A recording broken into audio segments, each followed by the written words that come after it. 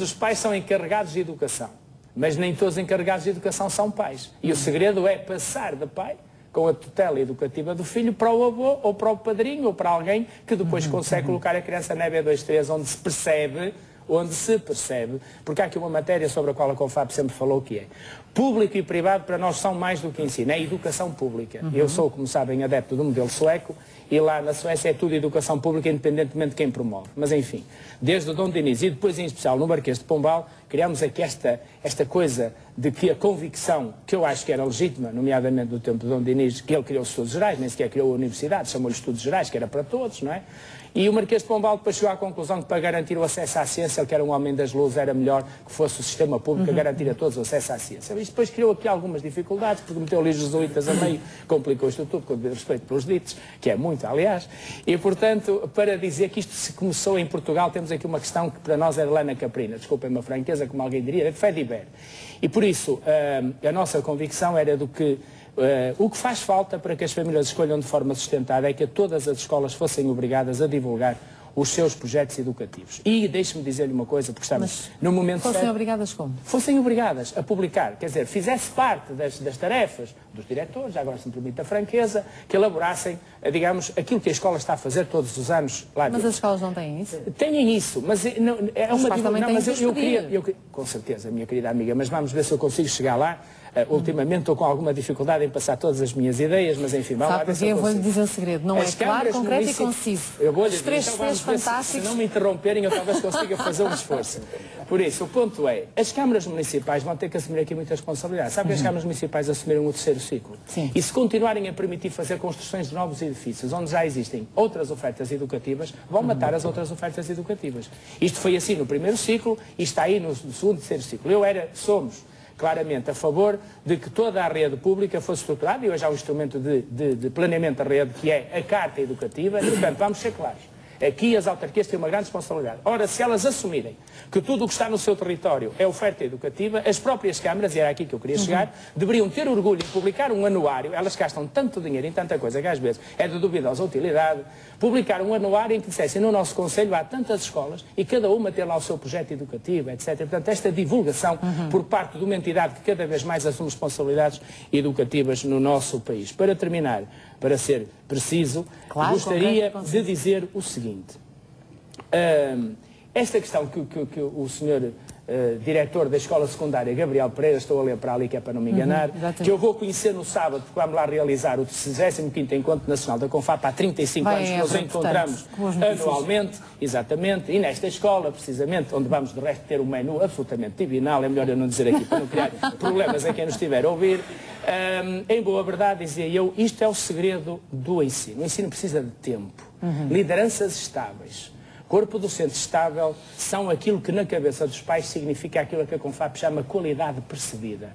Onde isto for assim, há uma percepção, sem grande esmiuçar, não é, de qualidade. Pela guarda das crianças, pelo esforço, pelo trabalho e imanente a isto está um projeto educativo. As pessoas podem nem conhecer, e era aí que eu queria agora responder concisamente à sua pergunta. Sabe que a maior parte das pessoas tem tanta coisa para ler que não lê o projeto educativo. Vamos ser claros. É verdade. E eu tenho dúvidas até que alguns professores de algumas escolas sabem o projeto educativo da escola, mas vamos ficar por aqui. E, portanto, desse ponto de vista, os pais não leem todo. Mas têm a percepção, a tal qualidade percebida que os faz mudar de pais para encarregados de educação ou transferir os filhos para encarregados de educação, têm a percepção por estas mesmas ideias. Corpo docente estável, uma escola que tem, de facto, uma direção estável e que, ao longo dos anos, o que se soube dizer é, olha, a escola é muito exigente. Ali eles apertam com os miúdos, ali não lhes dão... Percebe? Isto é um conceito que lá em casa, os portugueses, como já aqui tive a possibilidade de explicar, da minha geração, que estavam condenados a 6 anos de escolaridade, são esses os pais que hoje têm os filhos no sistema, que é para não nos pensarmos, temos assim uns pais excepcionais, os que temos são de agora, não é? E estes, como eu que tenho um pouco mais do que isso, ou bastante mais do que isso, foram libertados pelos pais que nos quiseram dar mais do que aquilo que eles próprios tinham recebido, porque senão eu hoje teria a 6ª classe, porque era isso que era obrigatório na minha idade. Claro. Não é? O 9º ano veio, já eu era pai das 3 filhas que tenho. E por isso, a nossa formação foi algo que nos permitiu esta leitura simples do sistema. Se há exigência, se os amigos nos dizem, olha, ali é exigente, ali as pessoas trabalham bem, não dão baldas, os meninos antes de haver aulas de substituição, essa era outra das matrizes da escolha de uma escola pública. Era, se não houver aulas, os miúdos estão ocupados. Se o seu professor faltar, os miúdos estão ocupados. Era um caráter distintivo de escolher uma escola pública no segundo e no terceiro ciclo. E isto tinha a ver com outra coisa, termino. Com a prática do que de bom se faz. Os dois sistemas têm coisas essenciais, o sistema público e o sistema privado. Então, guarda a questão das boas... E vamos ficar aí para vamos às boas e às boas experiências, até porque é de boas notícias também, como sabe, a sociedade civil e a sociedade civil são feitos, mas queria, tendo em conta que o Albino Almeida lançou aqui uma série de tópicos que eu acho que podemos desenvolver, a questão da escolha, eu acho que de facto todos os pais querem o melhor para os filhos, e daí a questão da escolha recair, acho eu, em quase todos estes tópicos que o Albino Almeida salientou, a questão da estabilidade, da exigência, da segurança, porque eu acho que também é importante, mas curiosamente a questão do percurso, desde o início da carreira académica, chamemos assim, se podemos chamar logo carreira académica aos 4 anos, mas vamos simplificar e dizer que a carreira académica a começar aos 4 e depois ter um seguimento, isto pode ser um fator que pode levar os pais a decidir por o ensino, o chamado público e o privado, uma vez que no privado,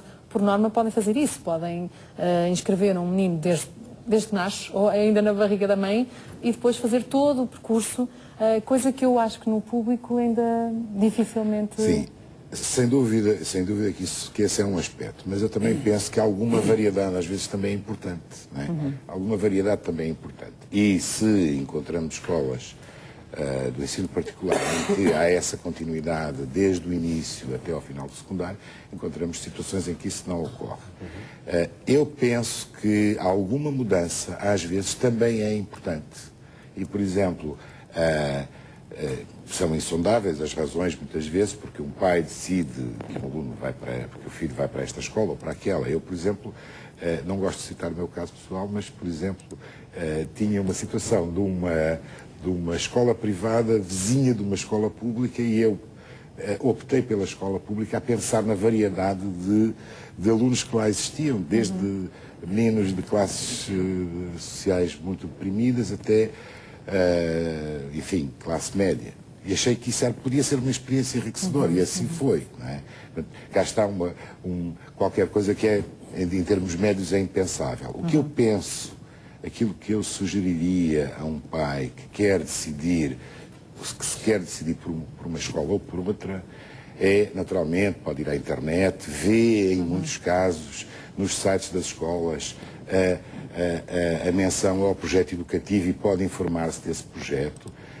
Pode ir ao site do Ministério da Educação e encontra informação bastante rica sobre as escolas, mas penso que nada substitui a ida à escola, e temos aqui um diretor de escola, e acho que uma boa ideia é falar com o diretor de escola, ir mesmo ao sítio, ver como respirar o ambiente e fazer uma coisa que eu penso que é fundamental e que por vezes os pais não fazem, até porque a vida hoje é muito complicada, que é envolver-se na escola, envolver-se nesse projeto. Penso que esse é um aspecto. Os pais, por vezes, esquecem-se de um aspecto que me parece a mim fundamental, que é há uma educação que passa a ser partilhada a partir do momento em que o aluno vai para a escola. Há um professor ou um conjunto de professores que têm a responsabilidade nessa educação e é fundamental que eles se encontrem para trocar ideias, para passar informação e para se ajudarem mutuamente. Eu penso que, por exemplo, esta interação com a escola pode fazer uma enorme diferença, por exemplo, no ensino escolar. Porque permite dar pistas, não é? Por vezes, mercê das dificuldades da vida, da exigência do dia-a-dia, os pais faltam a essas reuniões, não é? Eu lembro-me, no meu tempo não havia essas reuniões, não é? Portanto, o menino era colocado e pronto, e só havia notícias de alguma coisa de muito mal. Exatamente, e os caras mais notas. Exatamente. Hoje não é assim. Hoje a escola está aberta à comunidade, cada vez mais, e eu não tenho dúvidas nenhumas que não há nenhum professor em particular nenhum diretor de turma que não anseie pelo momento de encontrar o pai ou a mãe ou o encarregado de educação e trocar ideias com ele, perceber. Eu conheço professores que telefonam do seu telemóvel, vão a casa, investem. É verdade. E eu penso que nunca é demais sublinhar a importância da presença dos pais nas escolas. Que sejam públicas, sejam privadas. Aqui particulares, pouco importa. Não é?